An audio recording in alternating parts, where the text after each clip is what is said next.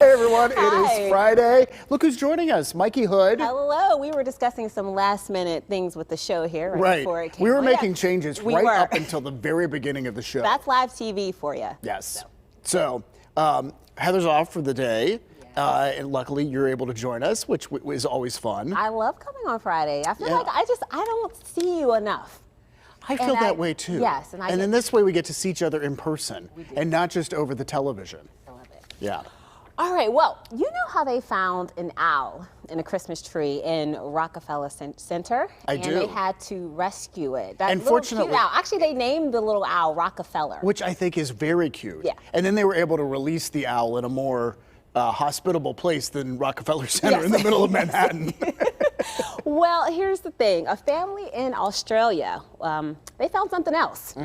Imagine finding this in your Christmas tree. So look at this. I don't know how you miss this as you bring the tree into your home, because they have this tree decorated, and then all of a sudden, oh, there's a koala bear. Well, I mean, to be fair, he kind of looks like an ornament, just like an oversized ornament. I mean, he's not moving. Now, apparently the story is that he somehow came in and got into the tree. But this is a young koala bear, and the woman's name who posted this, Amanda McCormick, put it on Facebook. Of course, it's really catching on right now. But he found a nice spot there. He did. I think he makes for a beautiful decoration. He does, and this is funny. They called 1-300 koalas. So apparently, this is a thing that happens quite often. That the fact that they have a rescue line for koalas. Right. I don't know what it is. Like if it was a kangaroo, is there like a 1-800 kangaroo? Australia is a whole different place. They may have a 1-800 kangaroo. They might. Yeah, but they have a 1-300 koalas. So if you find a koala in your Christmas tree, you know who to call. Yeah. But anyway, they were able to get it outside the home, and then it found another tree, a more appropriate tree. That So it he could- can find another Christmas tree, another home. Well, maybe, inside. but hopefully he's happy outside. All right, well, hey, speaking of wildlife, a very unique deer hunt that we want to share with you. This happened in a nursing home in Ohio. We just thought it was fun because this is a year, especially people in nursing homes can feel very isolated. And so these employees are ready to have fun. This is at the Continental Manor outside Cincinnati. So the employees dressed up as deer. So they're hiding behind the Christmas trees here, and it looks like the residents there, are those Nerf guns? Those are Nerf guns. They've armed the residents with Nerf guns. Well, this is very appropriate. I think it is deer season right now, right? It is deer So season, good. yeah. So I mean, in a way, they're able to go, deer hunting there in the nursing home, and the video has gone viral on Facebook, as you would expect it. But you know what? Just making people smile right now I is agree. important, and especially if they're not able to see their relatives. And I know some nursing homes have different quarantines and different procedures, and so this is a really cool thing. And to I see. love the creativity. Yeah. Arm them with Nerf guns. I feel like that's something and that then run. Yes, I feel like that's something that Jill, our producer, or Jill Neely, no. would have thought of. Don't tell Jill about this. The next thing you know, we'll have, I don't know, Nerf dodgeball or something. Might be fun. All right, well, here, I have some really, really great friends, like Yeah. really close girlfriends. And I'm a little sad that George Clooney is not in my lineup of friends. Well, I know, because based on what we just learned, we could all use a friend like George Clooney. we should. So he revealed in this article in GQ that he gave 14 of his closest friends $14 million. So $1 million apiece. Okay, I was Yeah. thinking like $14 million each. No, But, no, I mean, $1 million But here's the is- part that I think is weird. So he was starring in this film with Sandra Bullock called Gravity, and no one expected the film to do all that well. It turned out it was a blockbuster, Right. and so he had, like, rather than just getting paid, he also had like a portion of the sales or something. So he wound up with more money than he thought he was going to have. But then this is the part that gets weird. So he decides, why not share it with my dearest friends? Yeah. So he picked 14 people. Imagine Like being how- imagine being the 15th, by the way. Like you just Like you missed really thought his you were list. good friends with George. Turns out you're not. Right. But then this is the part that I think gets scary. It's like a movie plot. So he drove an old van to a warehouse in downtown Los Angeles where they have giant pallets of cash, luggage was filled there with $14 million. And then he called his friends over and said, hey, meet me in this warehouse in Sounds LA. creepy. I mean, like, if one of your friends called you and said, hey, just meet me in an abandoned warehouse, Well, what see, would you think? I don't know. If it was George Clooney, I might You go would go? because I know now that he hands out money in warehouses. right. But it's a little weird. But anyhow, I mean, very generous. I agree. And, I mean, just it gives you some insight into like how the other half lives. I agree. It's just like to have that much money to be able to give away $1 million, $14 million in total. Yeah. Boy, oh boy. I always think, like, you ever think if you won the lottery, do you ever like imagine like what all you would do with the money yeah. and all of the people who you would give it away to? Of course, you dream. You That's part of the dream, whole like, thing. It's a dream, but That's for why him, when I buy a really. lottery ticket, I don't even want to look at the numbers. Like I don't want to check them right away because I want the dream to continue for a while. So I can still think I might be the winner. It kind of reminds me of when I used to take road trips as a kid and on the turnpike. And you know those big freight trucks that you would see with all of the different like brand new cars on the truck? Oh, yeah. And I would always like envision as a kid, like I just wish that one of those would like roll off for me so I could just have one. And then you'd jump over I'd jump and get over it on the and get turnpike. it. Yeah. Oh, that's a don't know. nice dream. Yeah, it is. Dreams, dreams, dreams. Yeah. All right, well, speaking of George Clooney, People magazine has released its picks for 2020 People of the Year. I feel like he's won this before. I don't know. I feel like he's been on. He's been has graced a sexiest lot man of. alive before. Oh, that's okay. Yeah. Yeah. Maybe more than once. And he might, who knows, maybe he got this too. So People magazine this year picked 4 people. So they each get their own cover, a different edition. It's like a year-end double issue. And so these are the people that they picked. George Clooney, Dr. Anthony Fauci, Selena Gomez, and Regina King. And the magazine says they're all being celebrated for the positive impact they've had during a very challenging year. So of course, they talk about George Clooney's advocacy work, Right. Dr. Fauci's fight against the coronavirus, Selena Gomez's role in mental health initiatives, and King's support of marginalized communities. And in fact, I mean, I think they're great choices. All 4 of them, I think, I are agree. great choices. I mean, Yeah. Selena Gomez she's done so much over the past year. I mean, she's released a beauty brand. I think it's called Rare Beauty. And I think a lot of those proceeds go towards helping to fight mental health. She's come out about her own story Right. in her battle with bipolar.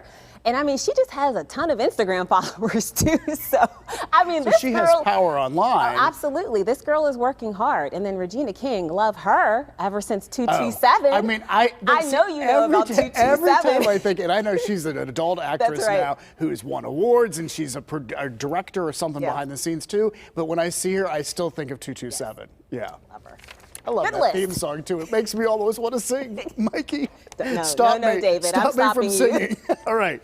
Hey, it is the time that we look forward to every Friday where we answer your questions. It's our Friday free for all. You post the questions on our Pittsburgh Today Live Facebook page, and we answer as many as we possibly can. And Darla is up first, and she's asking, what was your favorite present that you ever got as a child? Oh, you know what? I didn't have one favorite present, but I do remember one particular Christmas. I mean, we grew up rather poor, so Christmas was like we always had nice Christmases.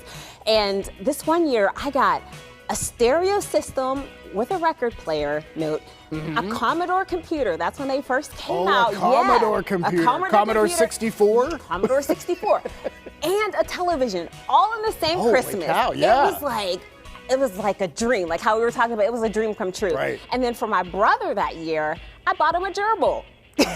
It was That's so a great much fun. Christmas, yeah. How about you? I remember, in fact, we have a picture of one of the things that I loved as a kid. So this was my little fire engine. you. And I loved this. It has a little bell on the front, and you could drive it around, wheel it around, and cause all sorts of havoc in your parents' house. And so I had fun with that. And then I also remember one year where my parents got me, my dad owned a shoe store growing up. And so he always had a desk, an office at home. And they got me like a little mini desk. And I know, you loved were so that excited. because I could organize things. I loved to organize. Only and you, David, I was get like, excited. I have my own desk to organize. So anyway, that was a good question, Darla. I appreciate it. All right, Rob is asking, why is David on the left during the news, but on the right during PTL? Oh, this is tell. a very interesting question. Yes. You know what? And I think it has to do with just how we have it set up in the studio. Because on PTL, we're sitting at the same desk. We're able to be that far apart. But when Heather and I are doing the news, we're actually at separate tables because we don't have a table that we can both use a computer. Right. So we need to be at separate tables. And I'm over on the other end of the studio. And I think it would confuse us too much if we looked in the opposite direction of each other. Does that make sense? So yeah, so I happen to be on the other side of Heather whenever we're doing the news. But anyway, great That's to a good notice. question. Well, I have Rob. to say, I love filling in for both of you all, but I love filling in for Heather the most because this is my good side. This right side.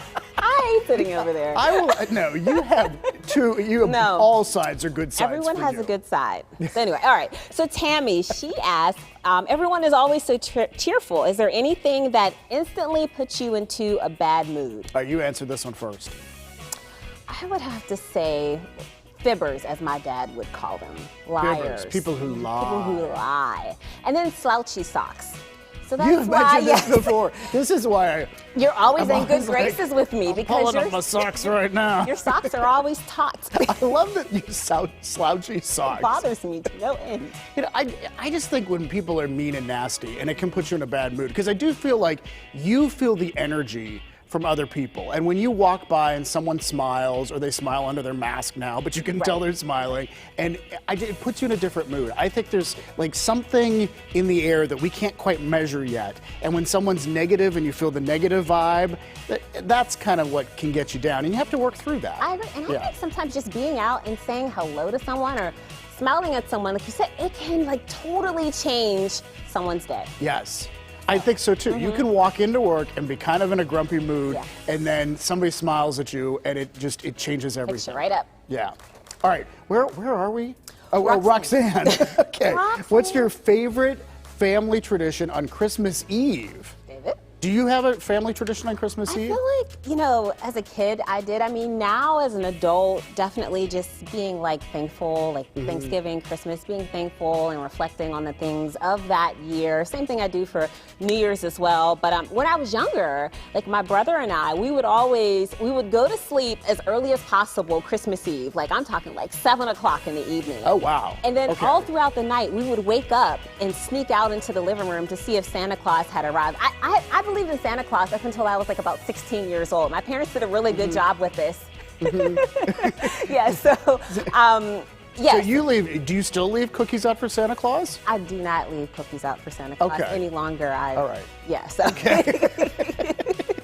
But anyway, so we would sneak out and see if, you know, Santa had delivered the presents. Yet and gotten the cookies and left the presents there. He always managed to sneak them in. I just remember wrapping Christmas gifts. Like we were really procrastinating, I guess. And so I remember wrapping Christmas gifts right there on Christmas Eve. And that sort of became a tradition. And we like that. Sometimes we even decorated the tree on Christmas Eve. Oh, really? Yeah. So. Nice.